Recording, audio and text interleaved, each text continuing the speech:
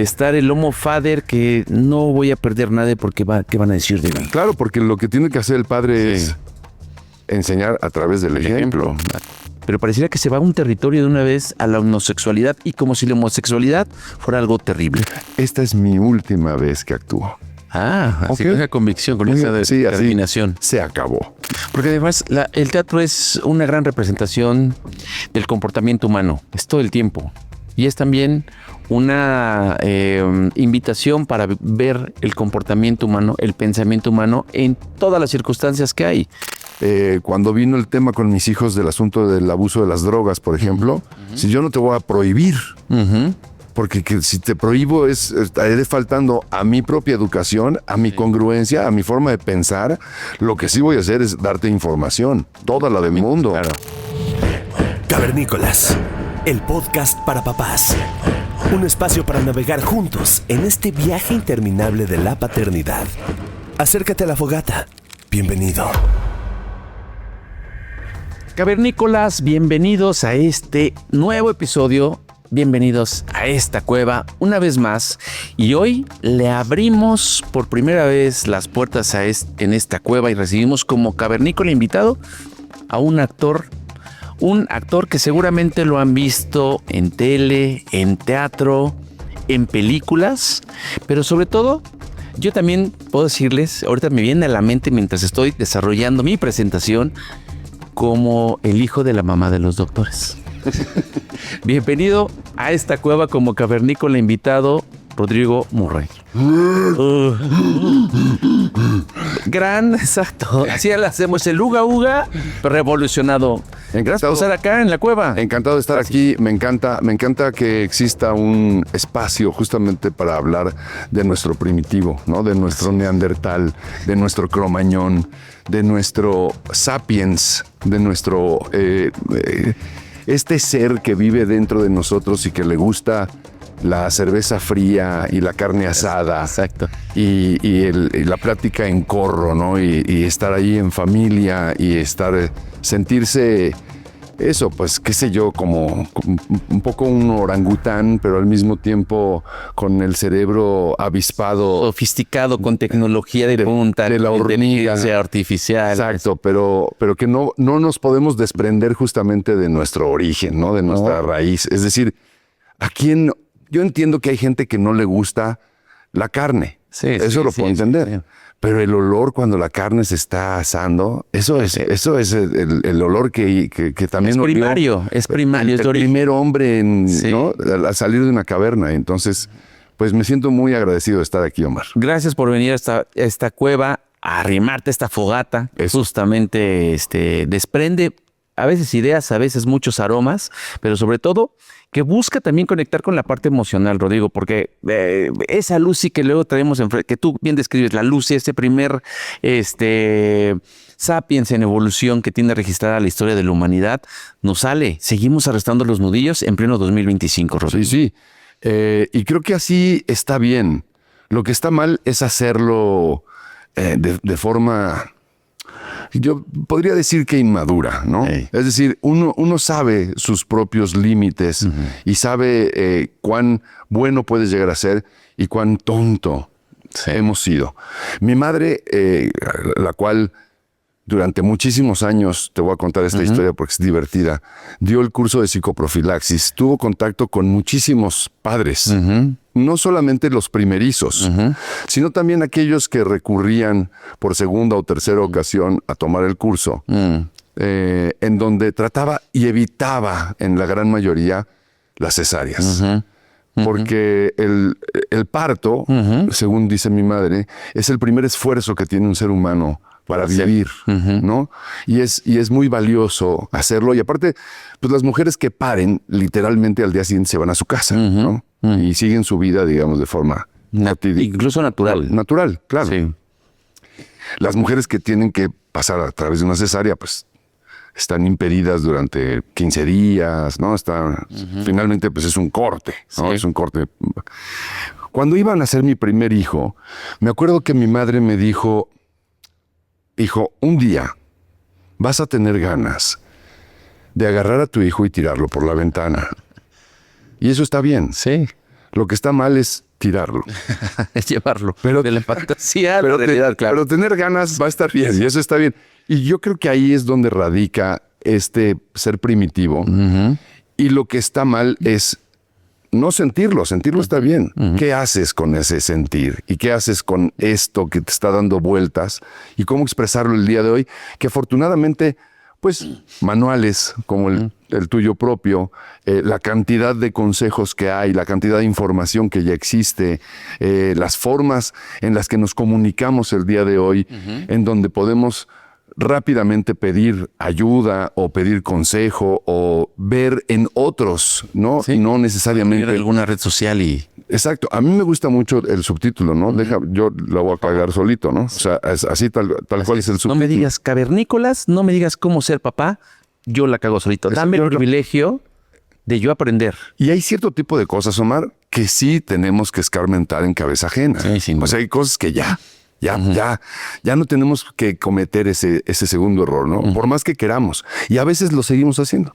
No, y lo vas aprendiendo con la práctica, ¿no? O sea, sin importar los números de hijos que tengamos, la edad que tengan los hijos, la seguimos regando, seguimos aprendiendo.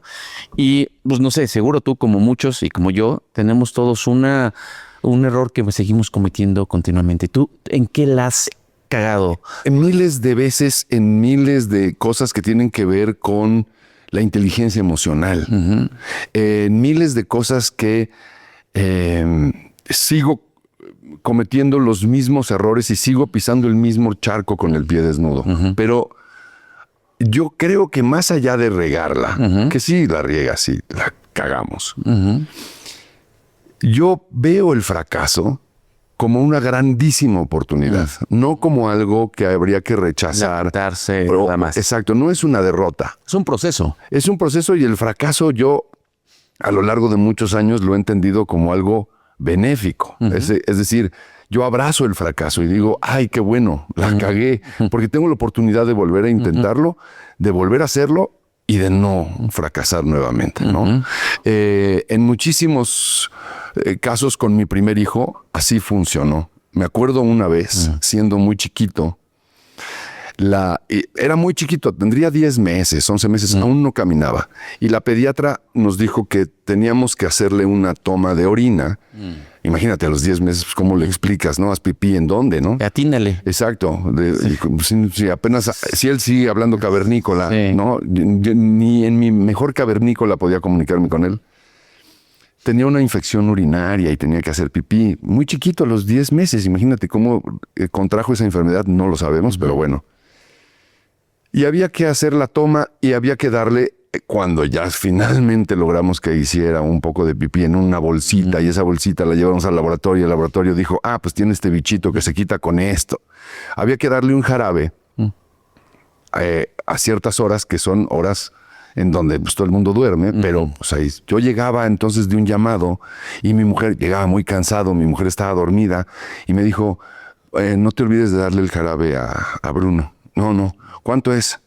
Y me dijo así, esa. Y señalándome con una mano el número 5. Entonces yo, pues ahí... ¿Qué? No, pues yo metí 5 y metí 5 mililitros en un jeringón así, de un antibiótico. Desperté al chamaco que estaba dormido, le metí la jeringa a la boca, le hice tragarse 5 mililitros de un jarabe. de ese jarabe. Y él abría los ojitos y así como... Y tragaba esa cosa, ya terminó, y al final me veía con ojos que estaba seguro que en ese momento él me estaba diciendo, me las vas a pagar, ¿no? Un día voy a ser adolescente y me las vas a pagar. Y ahí estaba diciéndome eso, cuando yo llego a la cama y le digo, Suni, ¿5 qué? Y me dijo, .5. Oh. ¿.5? Se acaba de tragar 10 veces la dosis. Sí. Le hablamos a la pediatra a una hora incomodísima y nos dijo, háganlo vomitar. Entonces, no solamente fue eso, sino No fue la mirada del adolescente. Toda la vida. metiéndole el dedo al nene de 10 meses para que vomitara y manténganlo vigilado, ¿no? No va a pasar nada, pero manténganlo vigilado. Pues sí vomitó, evidentemente. Y toda la noche estuve ahí así pegado, sintiéndome muy culpable. Que el día de hoy, a la postre, pues son anécdotas que divierten, ¿no? Pero en ese momento son profundamente angustiosas. No, en ese momento te sentías que te tragaba un mundo, que cómo no te aventó por la ventana a tu mamá. Exacto, no, ¿por qué no lo hizo ella? O sea, pero son de esas cosas que uno, no sé si a ti si en ese momento fue, o recuerdas cuando conectaste con tu hijo, pero a lo mejor pudo haber sido ese momento donde realmente conectaste con él de manera profunda. Creo que hubo muchos momentos y el primero fue cuando nació, tal cual. Porque mi mujer, en un extraordinario trabajo de parto, parió y yo estaba al lado y lo primero que sacan los bebés normalmente pues es parte de la corona, ¿no? Sí. Y sacan la cabecita y una vez que sale la cabeza, lo primero que saca el doctor es un brazo. Y esa imagen se me va a quedar grabada el resto de mi vida porque era como un animal mitológico. Esta mujer... en 4 puntos, con una cabeza en medio de sus piernas y con un brazo, y yo la veía pues a la altura de la mesa de expulsión, ¿no? Y en ese momento yo me quedé así petrificado y Bruno abrió los ojos. Sé que no me vio, porque cuando naces pues no ves nada, ¿no? Pero creo que fue el primer... Y en ese instante yo dije, ya sé para qué estoy en el mundo. Conectaste ahí. Entendí por qué estoy aquí, qué hago aquí, por qué, cuál es la misión universal, por qué el universo confabuló para que yo estuviera aquí y le dijo al espermatozoide de mi padre que fecundara a ese óvulo de mi madre para que un día de julio naciera yo. Ajá. Y ese día entendí, dije, ok, era para ver este monstruo mitológico. Sí, al fin estoy aquí. Y sí, lo quiero muchísimo.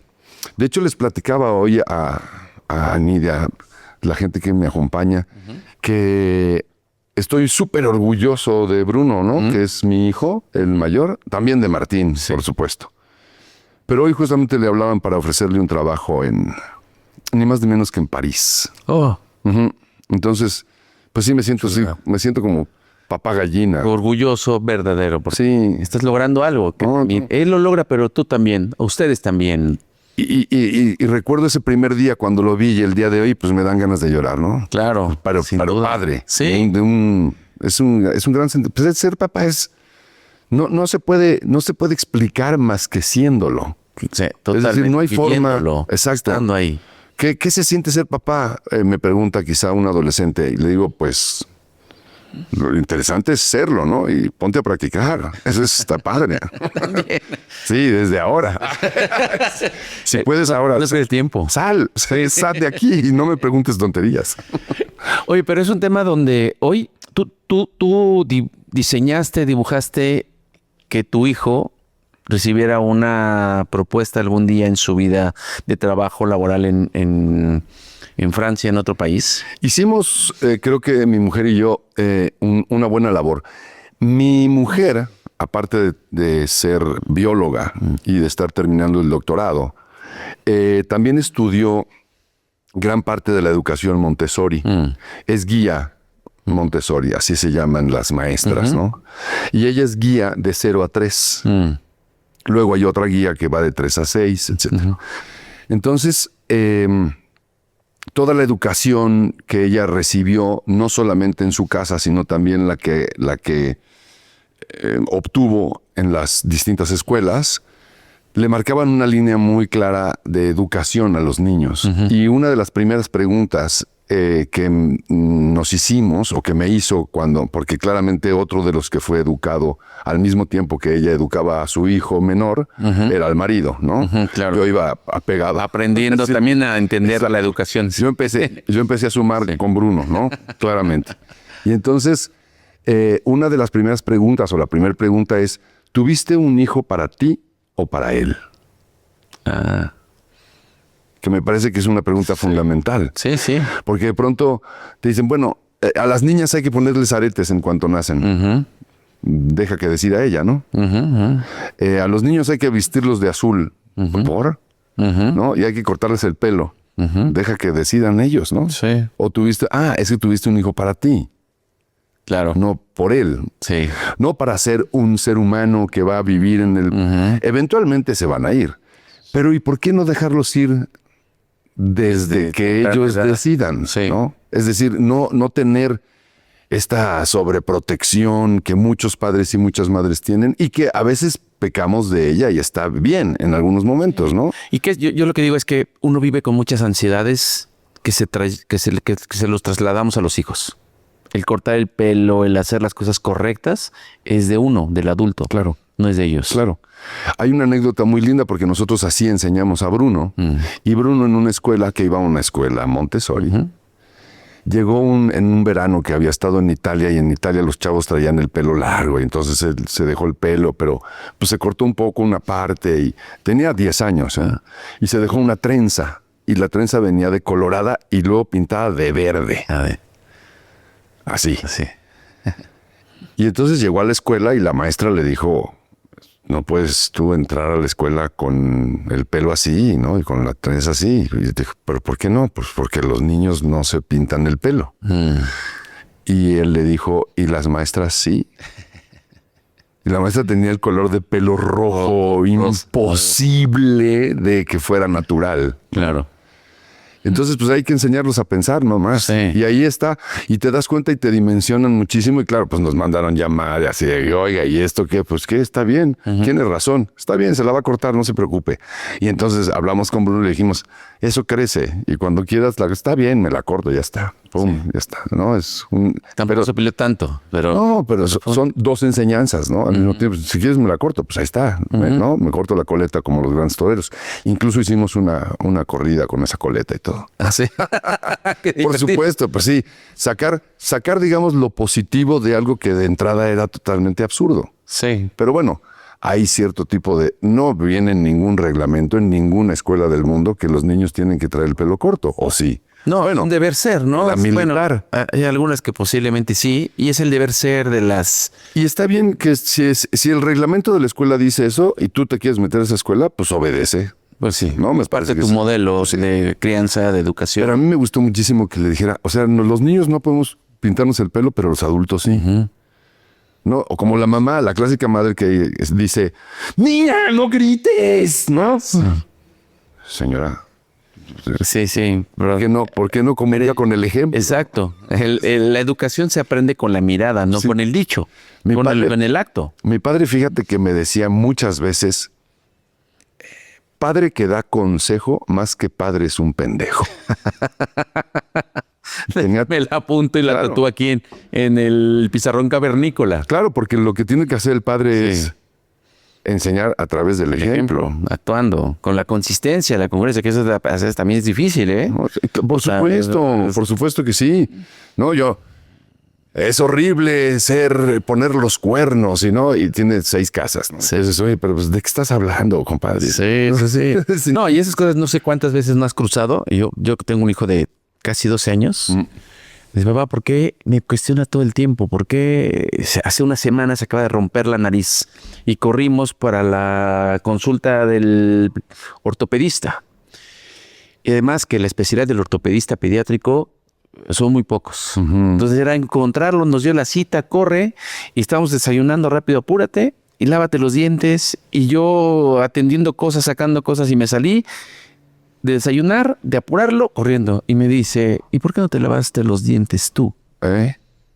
Caramba, porque corrí por ti, te estabas ahí perdiendo el tiempo.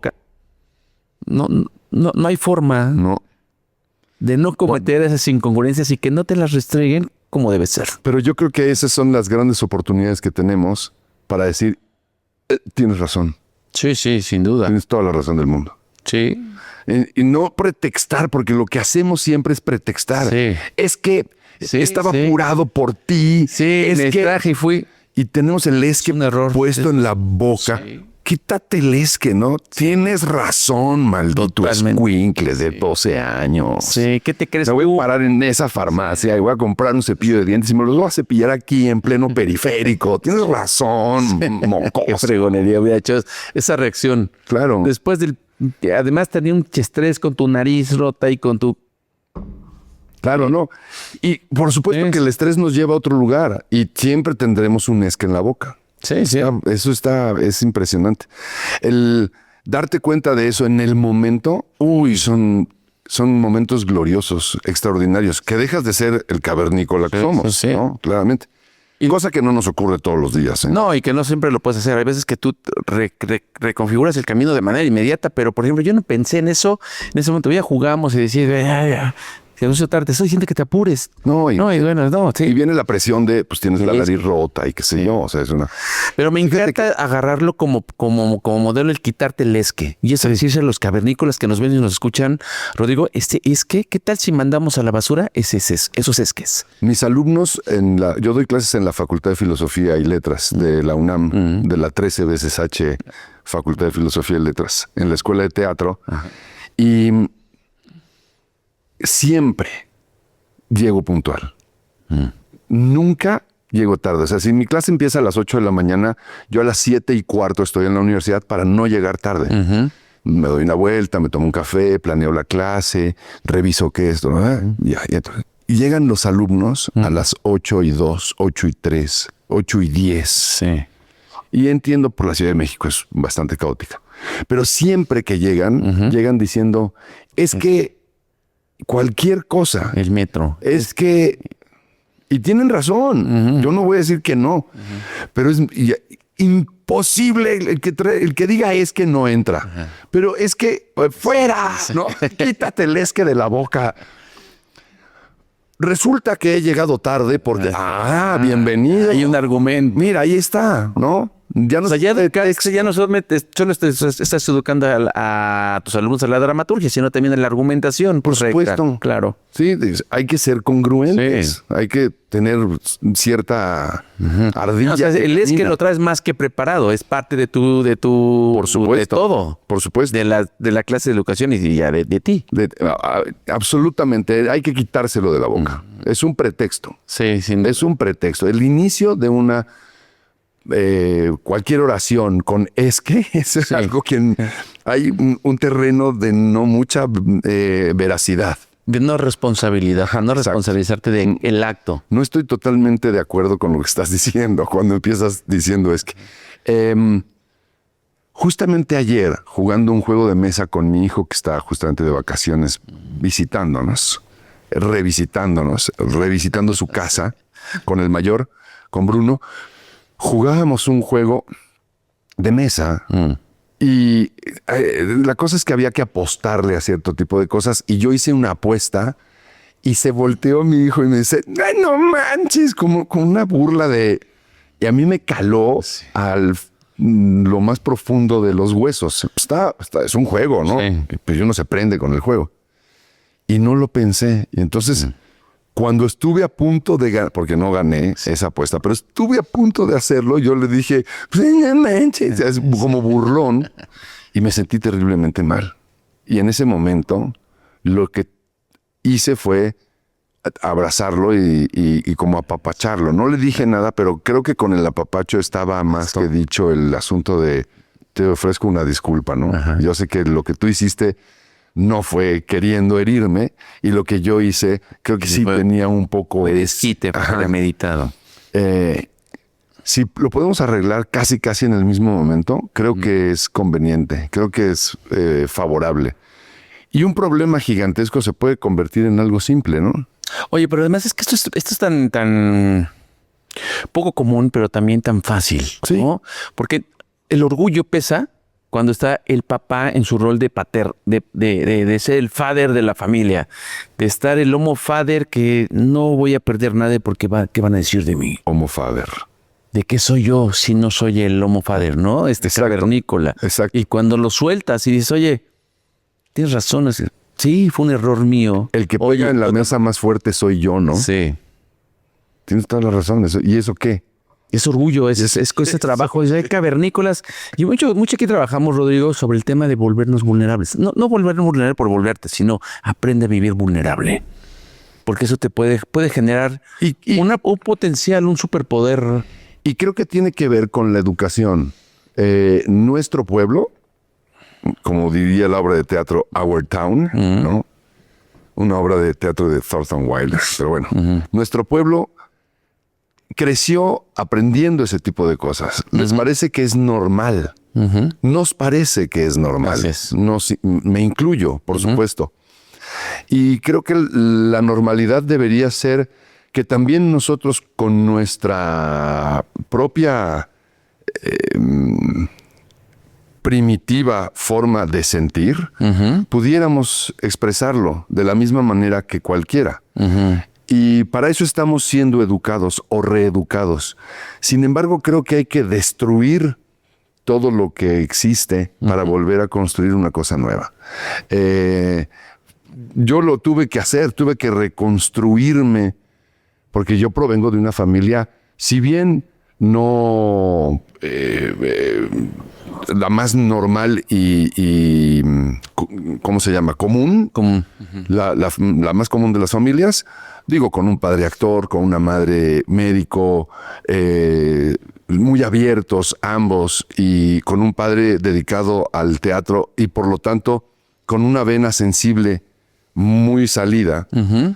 Él tenía todo el derecho del mundo por ser actor de expresar sus sentimientos, ¿no? De alguna forma. Sí. Y eso creo que lo hace o lo convierte en un hombre distinto al hombre común. Sí. Al hombre apretado, ¿no? Al hombre contenido. Los hombres no lloran. Sí, claro. Los hombres son los que cuentan los chistes, no se ríen. Muestran vulnerabilidad, no sienten. Exacto, exacto. No besan. No acarician, no dicen te amo, que son patrones preestablecidos que compartimos en Cavernícolas, que son las historias que tenemos que reconfigurar. Las narrativas del hombre del presente y hacia el futuro. Y las generaciones del futuro, yo diría. Y para eso, bueno, pues yo creo que lo que tenemos que hacer es justamente educar a nuestros hijos de esa forma, ¿no? Así como la sociedad se está reeducando en la inclusión. La inclusión, claro. ¿No? Creo que es una inclusión también de nosotros. Nosotros somos los que tenemos algún tipo de discapacidad. Sí. Si no es que todas, ¿no? Y más en el manejo de emociones, ¿no? Y en el manejo y en la comunicación de nuestras emociones. Trabajo hace muchos años con Special Olympics, con Olimpiadas Especiales, que son chicos que tienen síndrome de Down o algún tipo de autismo.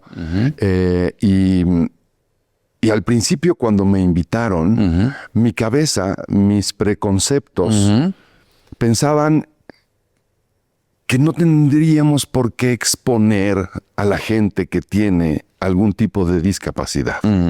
¿Por qué como si fueran animales de un circo, claro, o un zoológico? Sí. Y cuando empecé a darme cuenta de mi error, mi primer discurso con esta sociedad fue: les agradezco mucho porque pertenezco yo a Olimpiadas Especiales, porque tengo una discapacidad terrible, ¿no? De preconceptos y de prejuicios. Claro. Y me ha cambiado la vida, ¿no? Trabajo con ellos desde hace 10 años y me ha cambiado la vida por completo. Realmente, ¿entiendes? Son los chicos más cariñosos del mundo, al igual que los míos. Mis hijos se volvieron voluntarios de Special Olympics. Hay esta inclusión, y creo que dentro de esta inclusión tendríamos que pensar en incluir a los cromañones neandertales cavernícolas, ¿no? Que somos los hombres y los padres. Totalmente. Yo creo que es un tema donde, yo no lo había configurado de esa manera como una discapacidad, sí más bien como unas no valencias o no aceptaciones del hombre que no termina siendo el emocional. Yo tengo una tarea, un ejercicio en una de las conferencias y un ejercicio que hago sobre preguntarle a los hombres de la audiencia, Rodrigo, que levanten las manos en cierto momento de la conferencia, que levanten las manos. Los hombres que han vivido el privilegio de escuchar de voz de sus padres un te amo. ¿Sabes cuántos hombres en un auditorio? Yo te puedo decir que el 95% de los hombres no han escuchado un te amo. Te creo. Y el 5% de esos hombres, te puedo decir que no lo tengo todavía parametrizado, pero sí es la expresión, la forma en cómo se dirige a los otros masculinos y a su mundo femenino también, estoy casi seguro, y a sus hijos, es de otra especie. Sí. De otra estirpe. Pareciera otra especie. Que quien tiene el privilegio de haber escuchado de un padre, de un te amo, que es una de las expresiones, yo creo que más difíciles para las últimas generaciones de un hombre a otro hombre. Porque está penado el que un hombre te muestre amor y cariño a otro hombre. Pero pareciera que se va a un territorio de una vez a la homosexualidad y como si la homosexualidad fuera algo terrible. ¿No? ¿No? Y eso nada más es una expresión, porque aparte de todo, di lo que sientes, porque sí lo sientes. Exacto. Porque sí sencillo, hazlo, pero ese es un tema que suena sencillo cuando lo has trabajado, cuando lo reconoces y que lo viviste en casa. Sí. Y te puedo decir que el día que yo presenté mi libro, yo ahí volví a decirles, entonces fue un acto importante para la familia. En Gandhi, presentar mi libro y para mí también personalmente, y narré esto mismo que te acabo de compartir. Ajá. Estaba mi padre y ¿sabes qué? Yo fui tejiendo también cosas de ello y mi padre fue la primera vez que me dijo un te amo. Ese día. Ah, bueno, valió la pena. Valió la pena, se paró, entonces ya de ser una presentación de libro, Rodrigo, se convirtió en una constelación familiar. No, bueno, nunca es tarde, ¿verdad? No, nunca es tarde. Es padrísimo. Entonces, pero en realidad los amigos, la gente que nos acompañaba en realidad este es un gran ejemplo de algo que puede ser y es nunca es tarde, es sencillo, es un pasito. Dejar de pensar que decir te amo, demostrar cariño a tus seres queridos, porque como dices, sí lo sientes, ¿verdad? Claro. Bueno, de hecho, no voy a dejar pasar la oportunidad. Bruno, Martín, los amo. Eso. Es muy fácil. Eso es fácil, es decirlo. Es padrísimo. Y el tema es, bueno, no sé cuántas veces lo has dicho, pero yo se lo digo a mi hijo cada noche, desde que nace, te amo, ¿no? Sí. Que está bien pensarlo, pero sí, a veces hay que decirlo. Yo tuve una exnovia alguna vez. Tuve varias, pero bueno, una de ellas me dijo un día, pues ya no quiero andar contigo, ¿no? Vamos a cortar. Y yo sentí horrible. Sí. Y le pregunté por qué. Por lo menos tengo derecho a que me digas por qué. La réplica. Porque ya no me dices que me quieres. Ah. Pero no tengo por qué decírtelo si lo siento. Sí. Pues sí, pero hay quien tiene que oírlo. Claro. No vale nada más consentirlo. Sí. A veces es necesario que unos oídos oigan. Uh-huh. Te amo, te quiero. Qué guapa, qué guapo. Sí. ¿No? Sin ningún tipo de camino torcido hacia la homosexualidad y mucho menos tratándose de tu hijo. Sí. En dado caso. Un prejuicio de una construcción que además... Y si fuera homosexual... Sí. El hijo... Sí. ¿No? Por pensar en algún ejemplo, o el padre eventualmente, hice una película justamente que se llama Locas, que el padre a la postre se da cuenta de que en realidad le gustan los hombres, pero ya tiene un hijo mayor y para el hijo es lo peor que le puede pasar que su padre, y se da cuenta, es una linda película, se llama Locas, con K. Y si aún así fuera, ¿lo dejarías de amar o de decírselo? ¿Al padre o al hijo? Pues sí. Pues claro, circunstancia de cada una de las personas. Pues sí. ¿No? Aún teniendo pareja. Sí. O sea, se lo dices a tu hija, se lo dices a tu mujer. ¿Por qué no decírselo a tus hijos? Claro. No, totalmente. O sea, que es un tema de liberación también. Incluso el tener la vulnerabilidad, disfrutar, aprender a ser un ser vulnerable que se vulnera ante los otros. También es un acto de gran liberación y de madurez como persona, como ser humano, Rodrigo. Es decir, siento, me duele, me reconozco y no me niego. Sí, por supuesto. Sí, yo digo, mi padre sí lo recuerdo muchas veces diciéndomelo, diciéndoselo a mis hermanos, por supuesto todos los días a mi madre, porque es otro tipo de amor. Sí. ¿No? Sí, pero el corazón es sabio, hay mucho espacio en él. Ahí es un gran edificio de departamentos, ¿no? Cabe mucho amor aquí para muchas personas, no solamente para una. Oye, pero un tema que también yo sigo escuchando y lo sigo leyendo todavía hace poco, donde dices, oye, también es lo que nuestros padres, a los que no les han tenido el privilegio de escuchar un te amo de su padre. De tu madre es más fácil, ¿no? Del lado femenino es mucho más sencillo en muchos contextos. Pero es un tema donde también justificamos por los actos. Seguramente los papás manifestaban con actos, con acciones, con objetos, con regalos, con experiencias, el amor y el cariño hacia los hijos, hacia las hijas.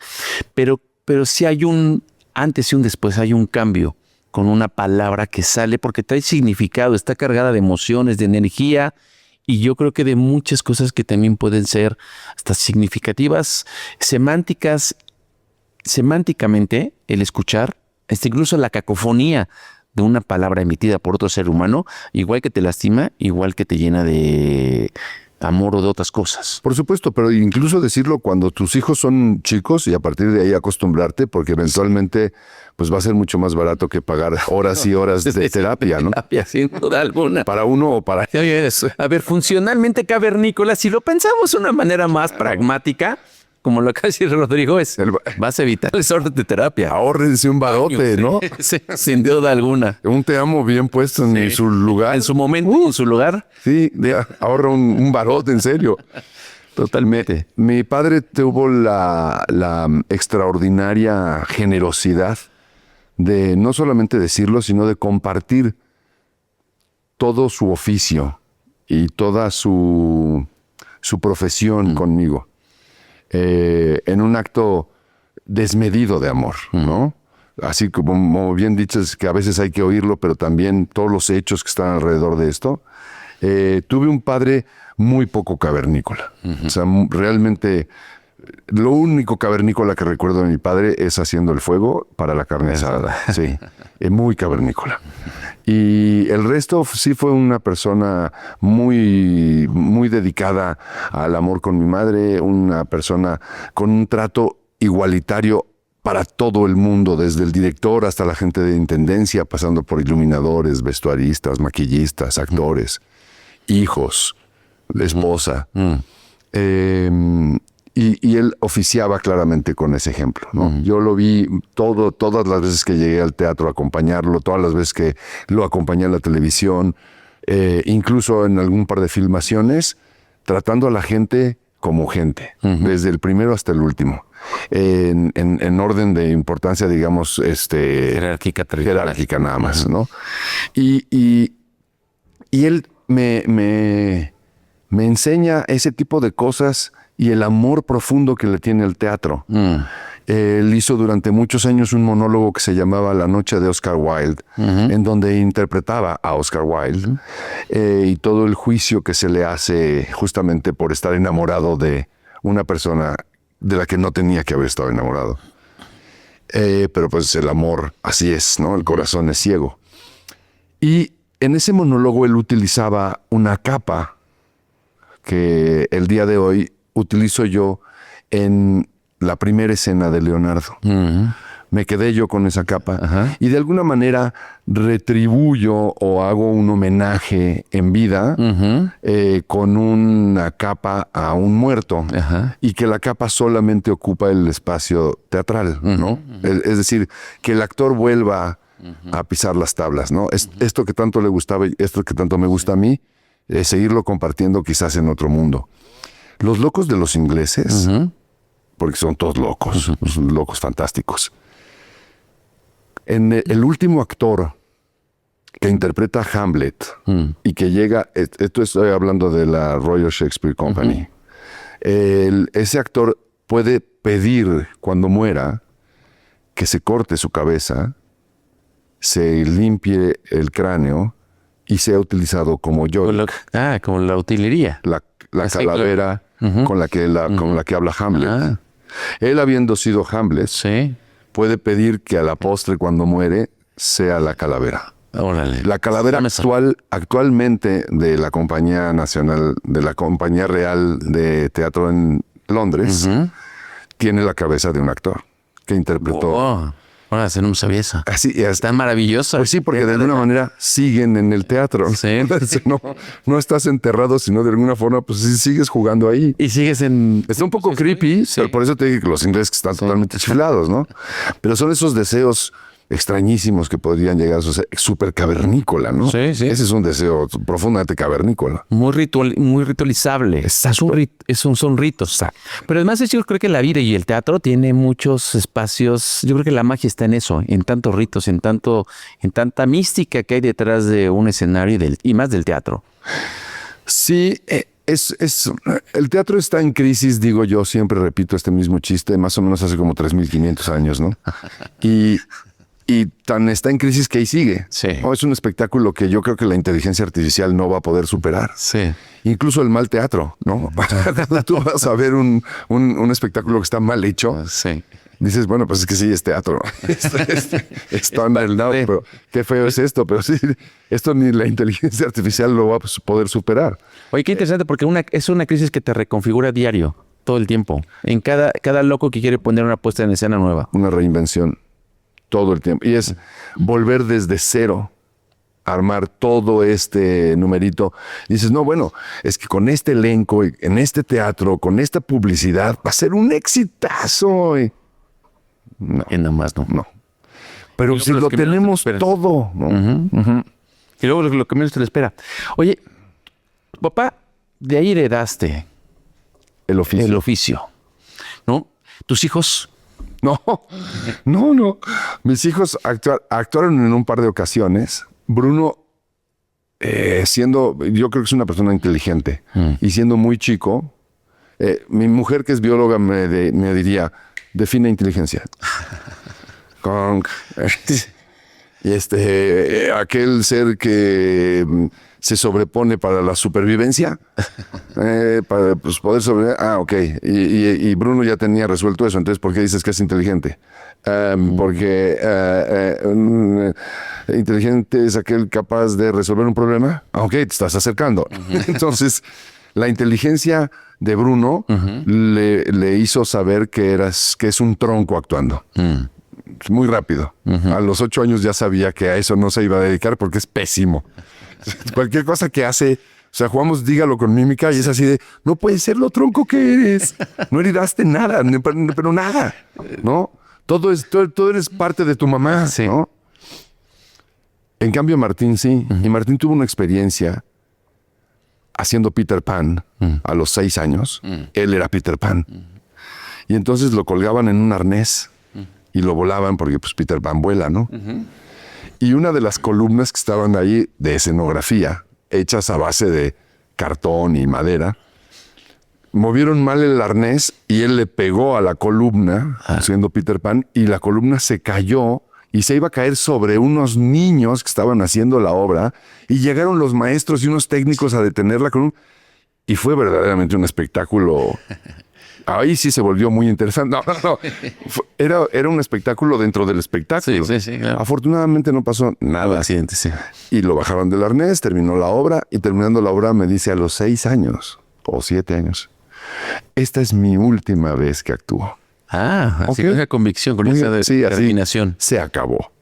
Buen actor, ¿eh? Sí. Muy buen actor. De eso, tú no sabes por qué de pronto puedas tener 2 hijos que fueron educados en la misma casa, comieron el mismo cereal, se echaron los mismos pedos, y uno es tan mal actor y el otro es tan bueno. Es increíble, ¿no? Es increíble.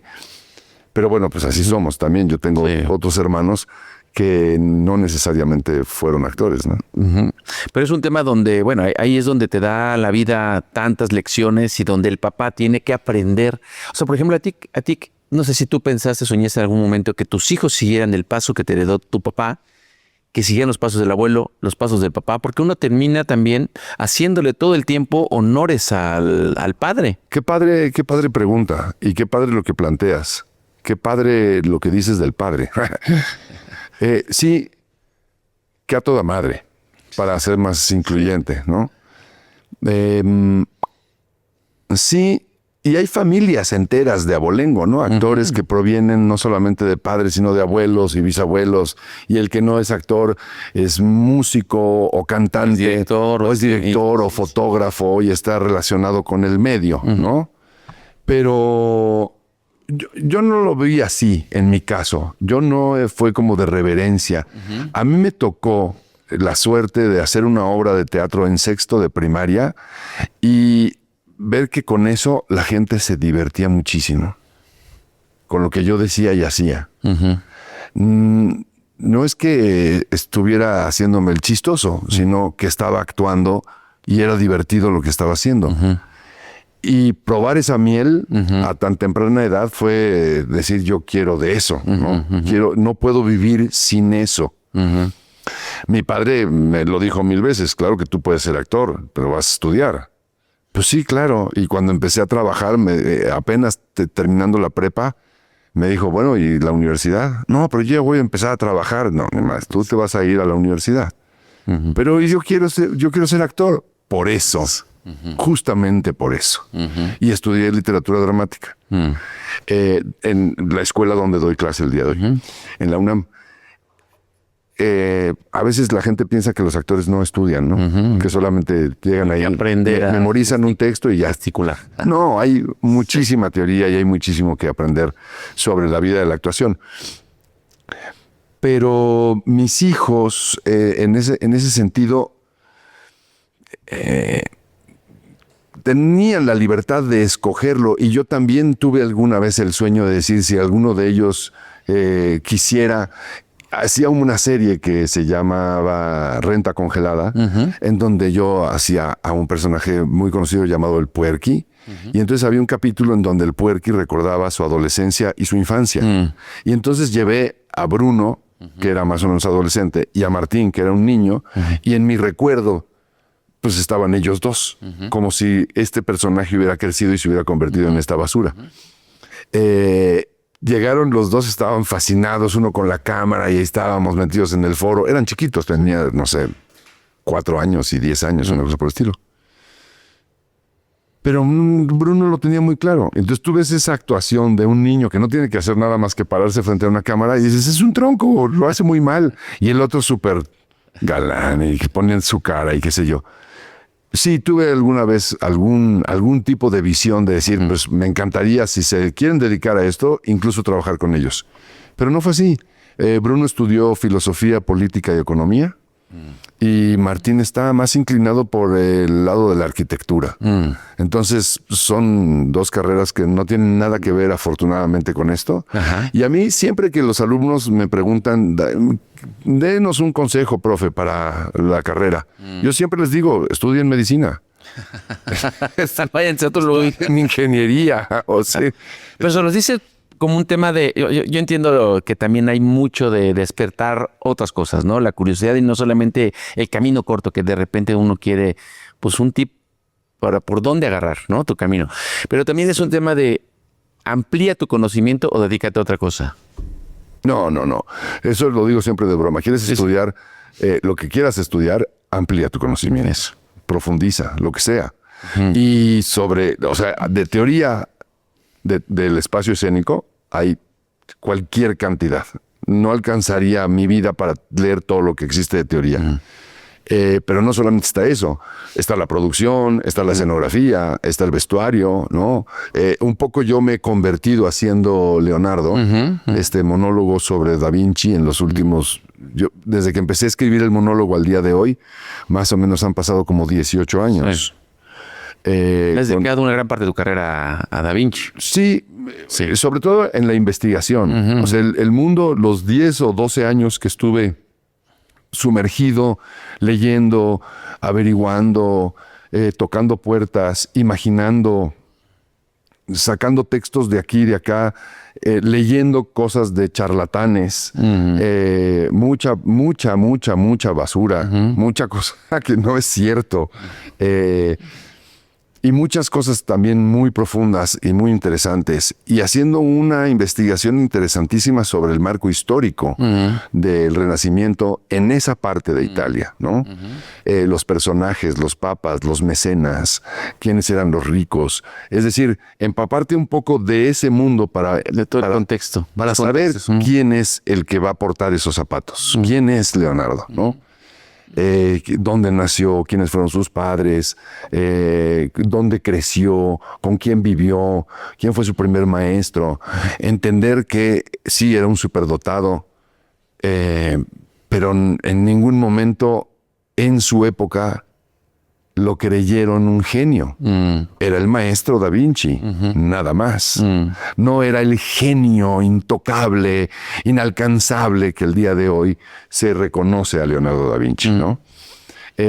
Entonces, entender el lado humano de un genio, de que a la postre fue un genio, primero, antes de ser genio, fue humano. Y eso es lo que a mí realmente me interesó muchísimo de la investigación. Y sí, pues me clavé. Escribí un primer texto larguísimo y aburridísimo. Y luego fui entendiendo que lo que tenía que hacer era encontrarme a Sebastián. Y me encontré a Sebastián en una entrevista y su escultura extraordinaria y maravillosa que me enseñó ese día, dije, ahí es la escenografía. Y entonces reescribí el texto, incluyendo a Sebastián en el texto e incluyéndome, porque tenía que buscar la historia de un fracasado que a través de Leonardo entiende que qué bueno que fracasó. Y busco 3 momentos de fracaso en la vida de Leonardo. Son 3, aunque usted no lo crea, el gran genio del Renacimiento. Hoy. Totalmente. Sí. Yo lo que hago es desmitificarlo. Y sí, fracasó, y sí lloró, y sí amó, y sí iba al baño como tú y como yo, ¿no? Y sí fue socio de Botticelli en un restaurante en Florencia y fracasó, ¿no? Como chef. Aunque también leí sus recetarios y he tratado de emular alguno de sus platillos, porque también fue chef y también fue músico y también todo lo que digas, sí, excepto matemático, no fue muy buen matemático. Para eso tenía su amigo Luca Pacioli. Pero bueno, todo eso creo que es parte de la investigación que hago y que claramente comunico a mis alumnos. Sí, claro que hay muchísimo para investigar, ¿no? Y hacer en el teatro cosas interesantes. Porque además el teatro es una gran representación del comportamiento humano, es todo el tiempo. Y es también una invitación para ver el comportamiento humano, el pensamiento humano en todas las circunstancias que hay, que puedes imaginar y las que no también. Mira, Omar, en la Grecia clásica, digamos, en el periodo de mayor esplendor de la Grecia que conocemos, digamos, el día de hoy estaría ubicada por ahí de Turquía. La gente tenía la obligación de ir al teatro, a estos anfiteatros.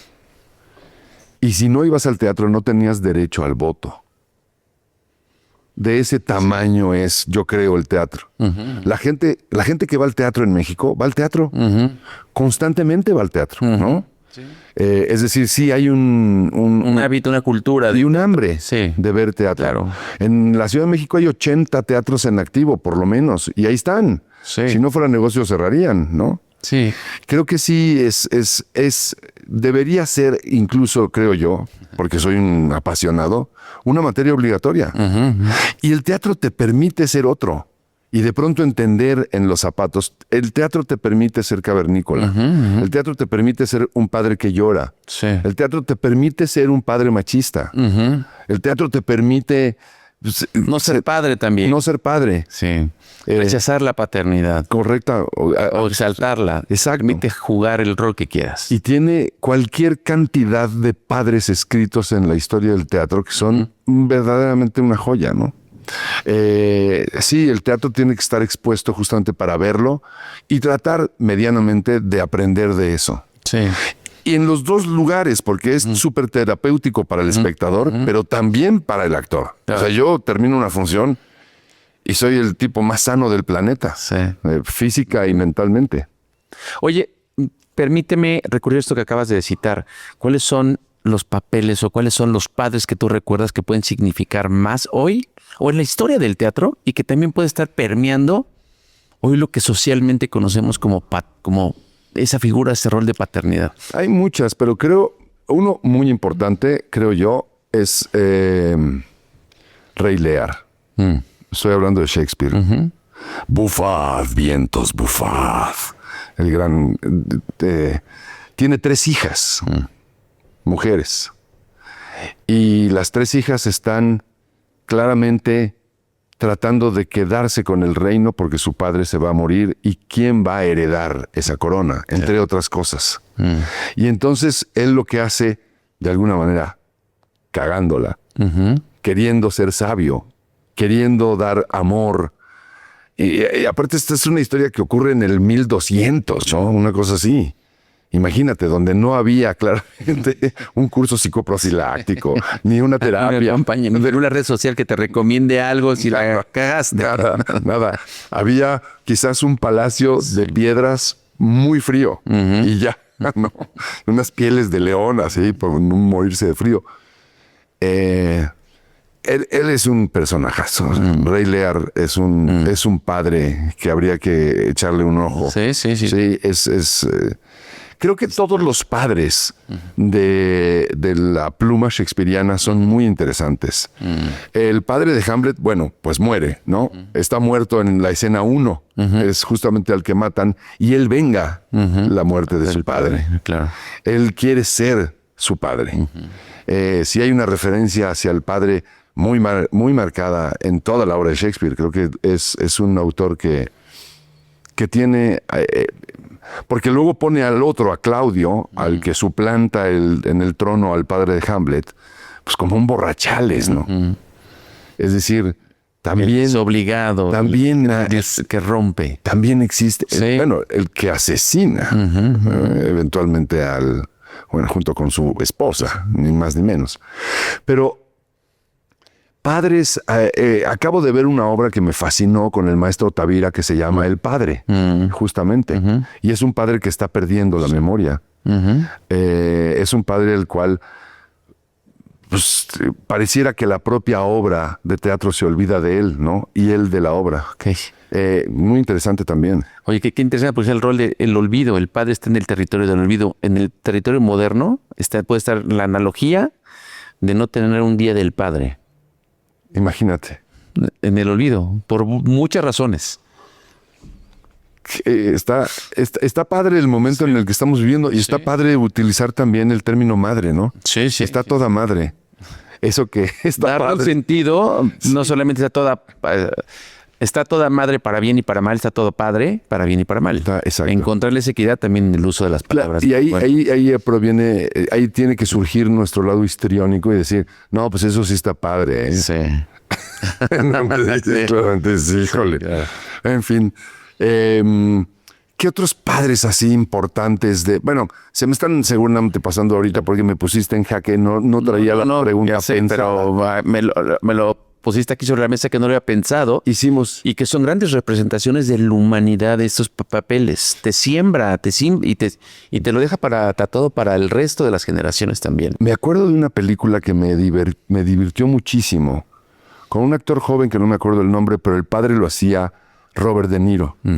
Y entonces el niño nace y a la hora de cumple 18 años y el padre llega con unos folders así llenos de recibos. Mira, aquí están los recibos de tus pañales, esta es la leche, estos son los recibos de la escuela, estos son la ropa.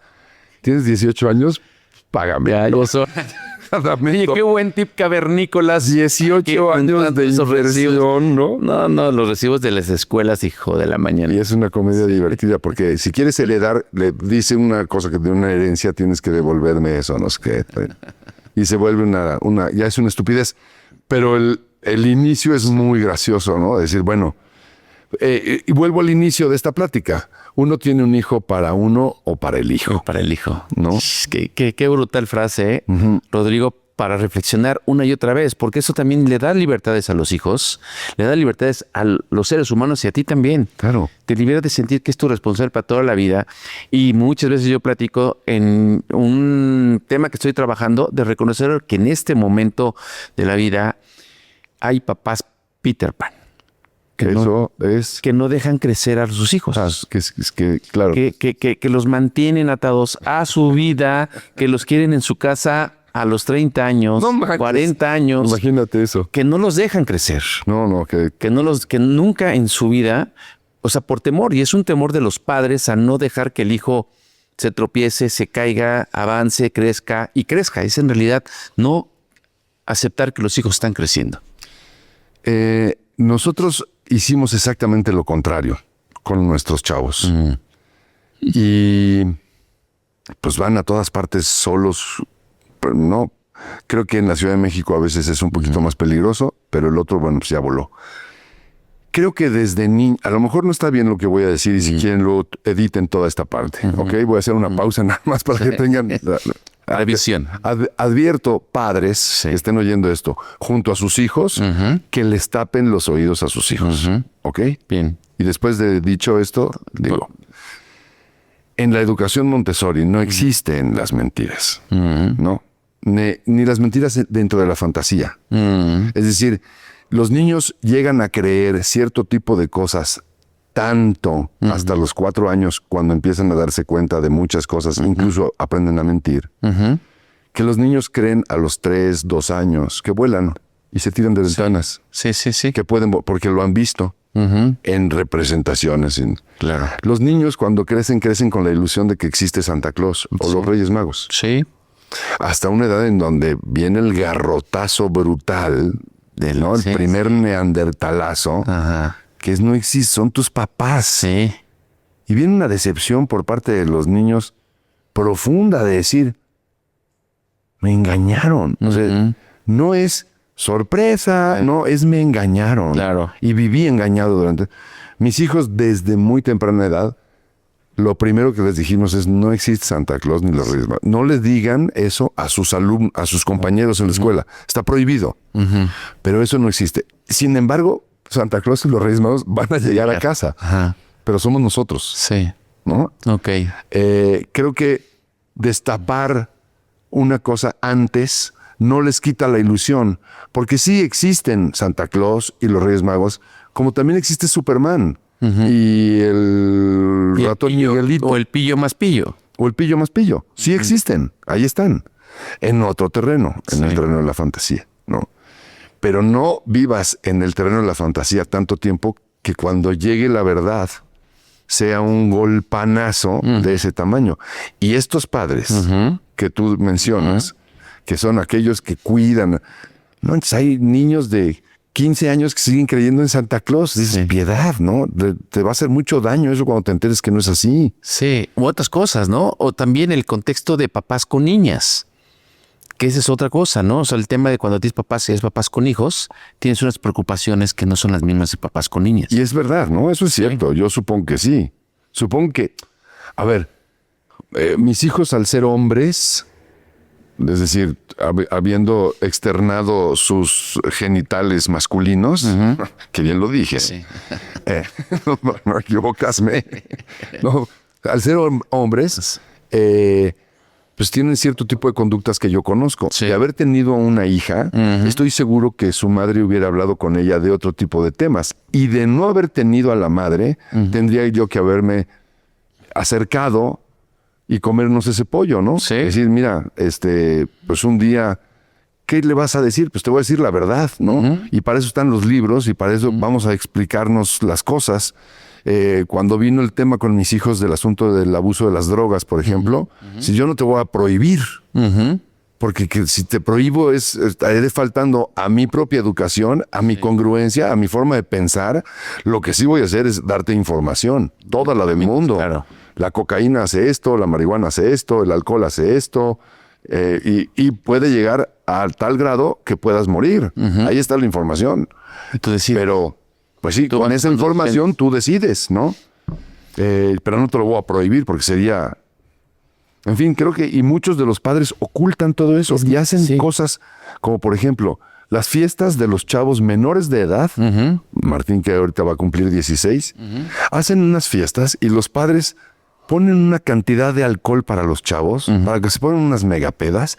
Y la última que a mí me tocó fue ir y que hubiera una ambulancia contratada en la parte de afuera de la casa. Ah, o sea, la producción para el... Total.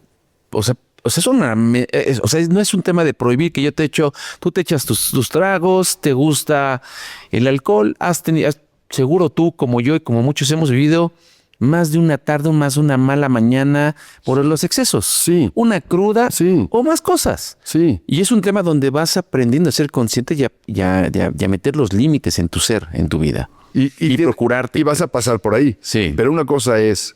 Date hasta el último y no te preocupes, mejor pongo la ambulancia para que él se haga cargo de lo que yo no me hago cargo. No manches, fíjate, este ejemplo de los papás Peter Pan, donde incluso le delegas a otro. Has visto seguramente en restaurantes, en algunos lugares donde los dispositivos son las nanas. Ah, sí, correcto. Y la nana, en el mejor de los casos, pues, ayuda a la educación de los hijos. En el peor de los casos, suple el rol de los padres. Estoy de acuerdo. Sí. Y después ya no contratas a la nana. Ya no gastas en un recurso humano, gastas en la mejor dispositivo para que ahí se queden, ¿no? Pero es un tema. Fíjate que gracias por desarrollarlo de esta manera, Rodrigo, porque al final de cuentas muchos de los papás que nos escuchan, pues buscan cómo le haces. No hago una cosa, pero cómo lo haces. Esta aclaración que hace sobre, a ver, hay mentiras que pueden hacer daño a los hijos, pero no solamente es el hecho de hablar del Día de Reyes o el Día de Santa y romperle, es qué puede significar hacia el futuro con las congruencias educativas de los hijos, ¿no? Es un tema muy claro. No es que no lo haya. Yo te iba a preguntar, ¿y cómo le hacen cómo hacen tus hijos? ¿Cómo vivieron tus hijos? Cuando a lo mejor en tu familia es la que tiene ese modelo, pero la familia del amigo de al lado, el amigo que más sí la tienen. Cuando se enteraron, ¿qué pasó? ¿No? Exacto. Yo digo, ¿cómo puede ser que tú a un niño le enseñas a no mentir? Y hasta los 10 años, 11 años le mentiste, ¿no? Y le mentiste radicalmente todos los años. Sí. ¿No? Y viene septiembre, octubre, ya va a llegar Santa Claus y, ¿no? Y hay que portarse bien porque si no los reyes no te traen nada. Te están viendo. ¿Qué están viendo? Oye, ¿ves? A mí, no sé, a mí me tocó que me lo aplicaran y replicarlo. Y que lo replicaran en mi hijo, el tema de allá están los reyes. Sí, pues te están viendo. Y sí, yo sí lo vi. Sí. Mi imaginación sí alcanzó a verlo. Sí, porque yo recuerdo que a un primo lo que le aplicaron fue, no sé qué pasó, y yo recuerdo que en la infancia ahí le quitaron el juguete que les trajeron los Reyes Magos. No. Sí, porque se portó mal. O sea, sí se la cumplieron. Fueron congruentes. Eso está bien. Eso está bien. Digamos, se la cumplieron. Si había sido avisado, ¿no? Anteaviso no hay. Era la regla del entorno de la familia de mi primo, que es mi familia, pero me tocó verle. Pero ¿cómo fue? O sea, yo me quedé triste por él. Y entonces de repente un día lo platiqué, pero con una sensación de que qué mal la vivió eso. O sea, hasta como a lo mejor tuvieron que vender los papás el regalo porque no tenían para comer, ¿sabes? O sea, fui construyendo hasta estas historias, pero sí me tocó a mí incluso estas fantasías o este tema de allá arriba, qué bonito es ver que ahí viene Santa. Luego no sé si tocó en pandemia que Santa ya se transmitía por redes sociales, por YouTube. Sí, no, bueno. O sea, un poco como sí, está hasta las noticias. Es una cuestión de mercado muy poderosa, estoy de acuerdo. Sin duda. Pero más allá de el asunto económico, tiene que ver con un asunto de estructura, de veracidad y de creencia de tus propios hijos hacia ti, ¿no? Pero también es de conectar toda tu filosofía, tu educación, tus conceptos religiosos, emocionales en una sola cosa. Tú lo que estás hablando es de la congruencia tuya y tu esposa y tu familia. Y tiene que ver con... Esa es parte de la educación. Y la educación está basada y cimentada en información. Infórmate, ¿no? Sí. Padre cavernícola, ¿fumas y no vas a dejar fumar a tu hijo? Pues deja de fumar, ¿no? Para empezar. O déjalo fumar, pues, ¿no? Sí, o deja el tema de... Quizás cierta edad, ¿no? Te vas a poner un piercing, tú tienes 3 o 4 aretes, tu mujer tiene 8 y 2, quién sabe dónde, pues, y no le vas a permitir a tu hija ponerse un piercing. Pues me parece que es incongruente, pues quítatelos, ¿no? No, o el tatuaje. Yo lo que digo también, por otra cosa que ves que hoy se está... Yo lo que he vivido... escuchando muchas otras cosas, escuchando a gente que consulta también sobre, oye, ¿tú qué sabes? O que me preguntan más sobre temas de paternidad y de descavernicolizar el mundo, el entorno. La adolescencia tiene muy mala prensa y le hemos abonado mucho a la frase de la adolescencia tiene muy mala prensa. Yo lo que he descubierto, Rodrigo, es que muchos de los papás que hablan mal y estigmatizan de manera negativa a la adolescencia. Lo logran. Sí, pero además es que no... Pues sí. Pero ¿sabes qué? Es que para mí da la impresión que no han logrado de salir de estos territorios de berrinche, de estos territorios de crisis con los que te cruzas en la adolescencia de manera inevitable y no les gustan. Y no lo han evolucionado. Pero a ver, ¿sabes? Y lo castigan. Y eso es no saber que las hormonas son... No deberían llamarse hormonas, deberían llamarse algo así como cabronas, ¿no? Porque sí son. Sí. Y entonces luego lo veremos nosotros cuando entremos a la andropausia, ¿no? Y lo vemos con las mujeres con la menopausia. Y lo vemos. ¿Y por qué entonces un chavo que está invadido de hormonas que van y vienen, a la mujer sí, y entonces la madre se abanica porque le viene un bochorno y tiene un hijo de 15 años que le dice, oye, ma, ¿puedo? Ahorita vengo. ¿No? Sí. Y todo arde Troya por una cuestión que ahí está en la información. ¿Qué podemos hacer con eso? Es natural, es dejarles. Y en dado caso, pues, divertirnos. Vamos a buscarle un lado donde podamos tocar, ¿no? Las hormonas. Es decir, yo veo a Martín y ahora está con su novia, ¿no? Tiene 15 años. Y a los 15 años, de pronto, pues sufres erecciones, ¿no? Hasta involuntarias. Muy poderosas. Y, exacto, involuntarias sin un roce, ¿no? ¿Y qué haces, no? Yo lo hablo con él y me dice, no, bueno, pues a veces me tengo que meter al baño y tratar de acomodarme y me duele y qué sé yo. Y dije, pues sí, claro, por supuesto. Cuando te pasa eso, cruza las piernas, ¿no? Y trata de reírte y divertirte y qué sé yo, porque te va a seguir pasando, no es algo malo. Y creo que lo que hay que hacer es justamente pues pensar que todas esas cosas que nosotros podríamos pensar que son terribles y fatales, pues todo va a pasar, como decían los budistas. También eso va a pasar, ¿no? Y además naturalizarlo. Totalmente. No, o sea, porque además una erección está en el territorio de la sexualidad. Y la sexualidad no está en el territorio también de otros territorios. Pero hablar de sexualidad no es un territorio ni que debe ser de pena, ni de sanción, ni de prohibición, sino de naturalización. Insisto, de información. Sí, o sea, yo un poco lo digo, Rodrigo, pensando en lo que hemos escuchado en Cavernícolas. Claro.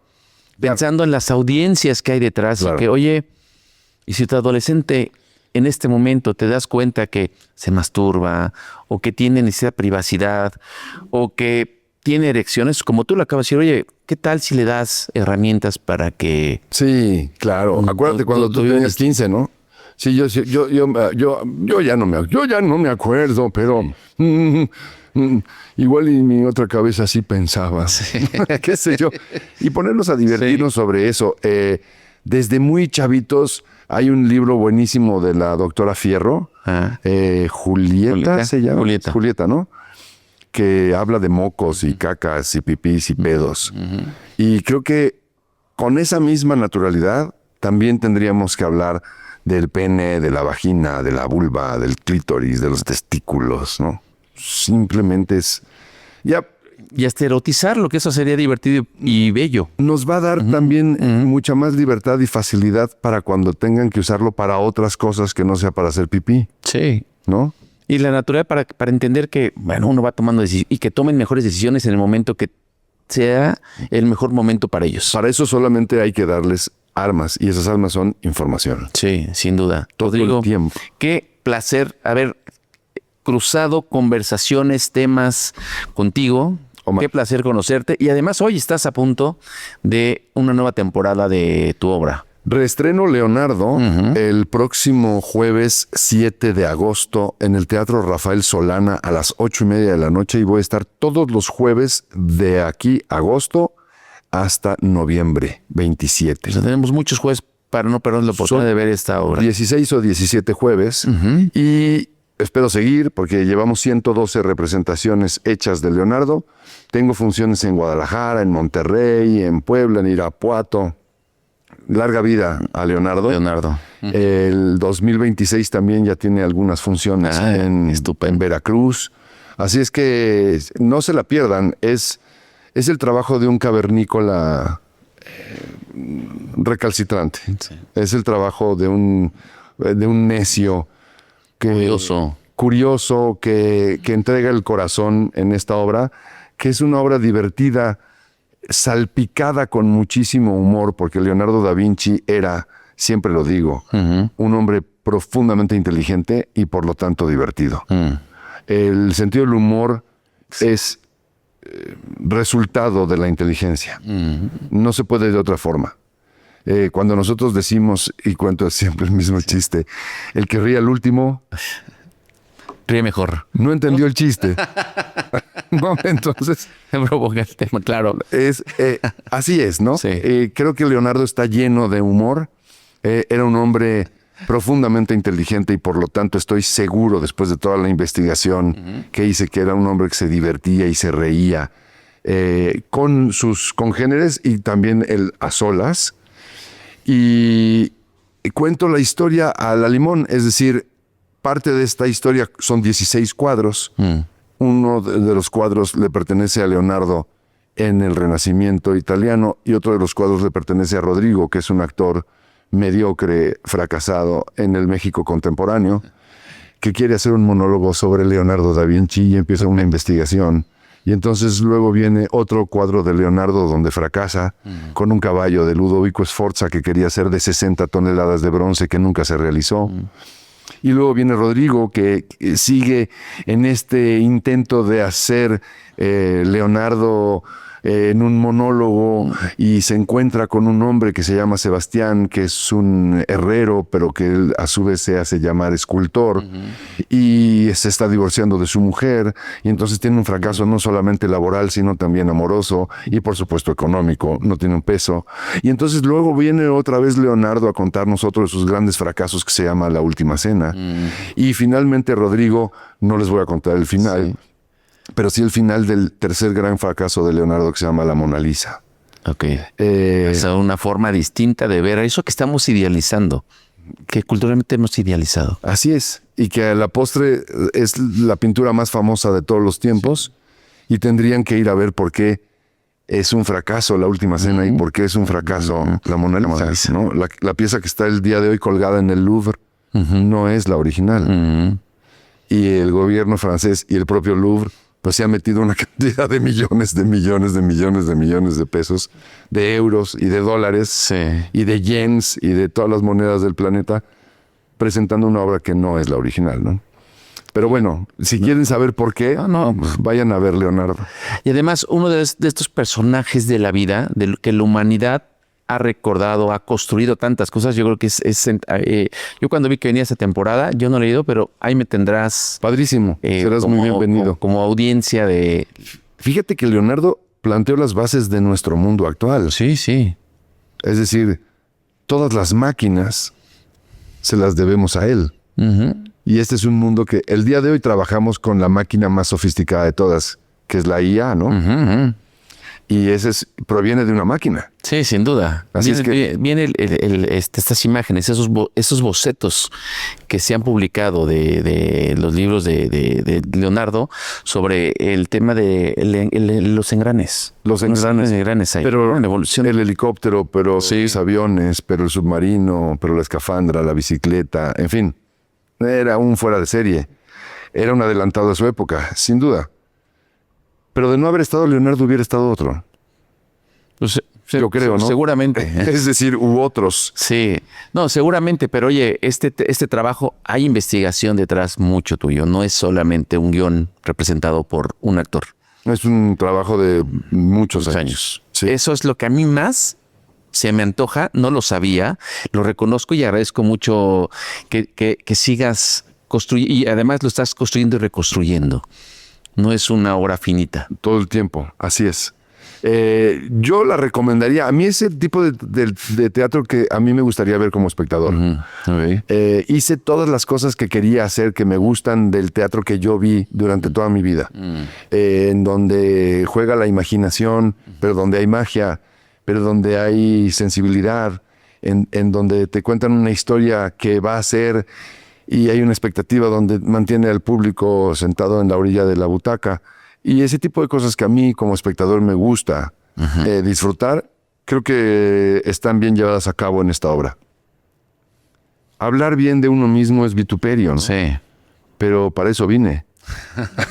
También decir, no poder hablar mal de ti, ¿no? Pero además, bueno, yo lo que diría, cavernícolas, tenemos entre 17 semanas, 17 jueves, a partir del 7 de agosto hasta finales de noviembre, para ver en una puesta de escena de Rodrigo Murray. Y está buenísimo el teatro Rafael Solana porque hay estacionamiento. Está ahí en el Centro Cultural Veracruzano, en Coyoacán, el de Quevedo 687 en Coyoacán, exactamente. Podemos llegar, un cafecito previo, un cafecito después, muchas opciones. Vete con tiempo, con ganas de disfrutar.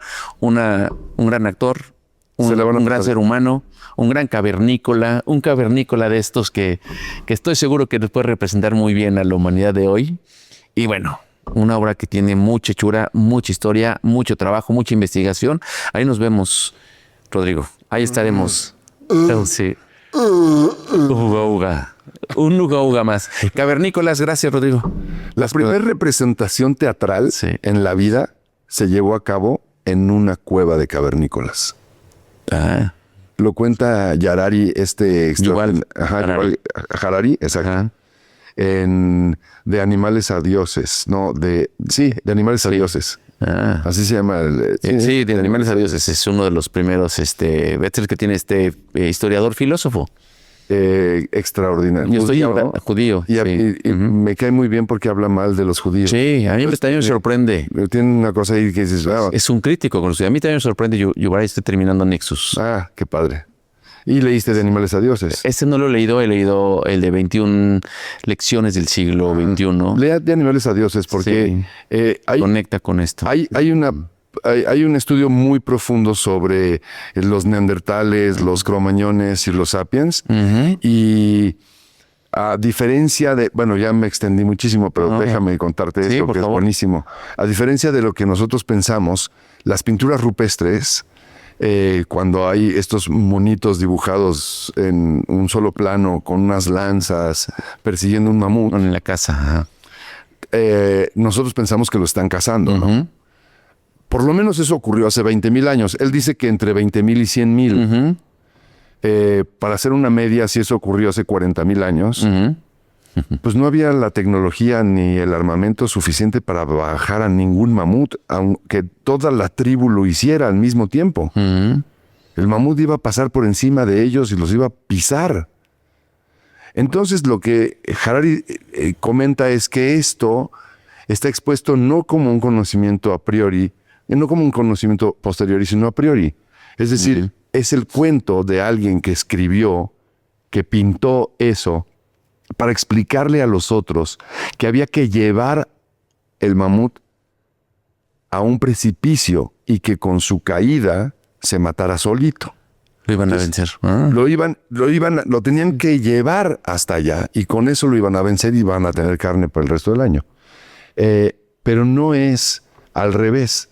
Y entonces la explicación de lo que va a suceder mañana es la primera representación teatral en la historia de la humanidad. Es un hombre que imaginó, que construyó la narrativa de un plan. Y le contó la historia a otros. Claro. Y entonces los otros, ¿en qué hablaron? Sí. Y a lo mejor había cierto tipo de cosas como... Y expresiones que son puramente teatrales. Claro. Para darles a entender que había que llevar a ese bicho hasta el precipicio. Por eso es a posteriori. Exacto. Que para mí es uno de los referentes del pensamiento de hoy día y un básico recomendable siempre a Harari. Pero no he llegado, es Sapiens sí, pero no el de animales a dioses. Ese es el que me falta de Harari. Pero mira, hoy tengo esa referencia para voltear a ver y ser un cavernícola más consciente de... Toda la primera parte es súper cavernícola en ese libro. Te va a gustar mucho por eso. Ya lo tengo ahí. Sí, ya está. Sí, súper cavernícola. Cuenta la historia de la humanidad. De la humanidad ahí. No, pues sin duda. Y en Nexus, si lo has visto, también te va llevando de uno a otro también. Y bueno, en todos. Entonces es un gran historiador. Gran historiador. Antropólogo. Filósofo. Es un buen bicho. Sí. Pues cavernícolas, Rodrigo. Quedamos entonces que algún día me visitas. Vamos cuando tú digas, ahí estamos. Gracias por invitarme a tu cueva.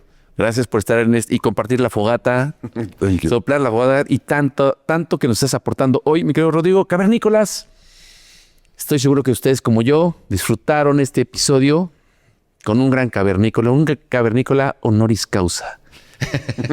¿Me permites, Rodrigo? Gracias. Como saben, si este episodio les hace sentido, les resuena en lo que escucharon o vieron, no duden en compartirlo a otros cavernícolas que seguramente también les puede funcionar, les puede servir para algo. Tips tan concretos, tan básicos, tan inspiradores también de cómo manejar la verdad, la mentira con tus hijos. Aquí y esas otras cosas más podemos compartirlos y gracias por acompañarnos, gracias por tantos comentarios, gracias por seguir reflexionando con nosotros en nuestras redes sociales, porque de esa manera vemos con ustedes qué le estamos dejando, en qué estamos aportando y para dónde también quieren llevar cavernícolas ustedes. Gracias, nos vemos en el próximo episodio. Nos pueden seguir en todas las redes sociales como Cavernícolas Podcast y yo soy Omar Estrada y Uga Uga.